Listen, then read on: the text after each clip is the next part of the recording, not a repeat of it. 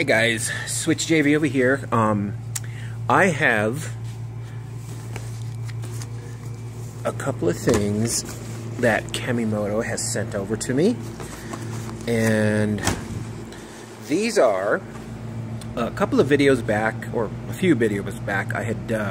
They had sent me some door pockets or door storage assemblies like these to put on the RZR, and since then they've upgraded these storage areas to put different things in.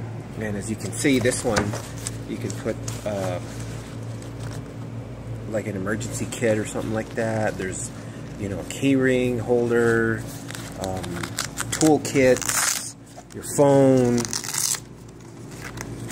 you know, just about anything. These things will hold all kinds of stuff. And this one has, like I say, the tool pouch. You can put stuff in there, then it zips. And they're both the same on both sides, so you got more storage area that way. I mean, you don't have to use both of them to put the emergency kit on there, but you could, you know, use it for all kinds of other things. And then, of course, this one has a pocket to put stuff in there. The nice thing about these is they're waterproof, you know, the storage area, so you can put your phone in there and it won't, you know, no water gets inside there. Everything is held in place, you know, with these heavy-duty zippers that they put on. And like, there's another storage area on this one as well, with a, you know, inside another storage unit that's on the inside. These, I really like. The nicest thing about these is these padding that's right there, because when you're on the door, if you have longer legs and you're a little bit taller, your knees always slam up against the side of the door of the RZR. So, you know, these go here, and they give you some protection.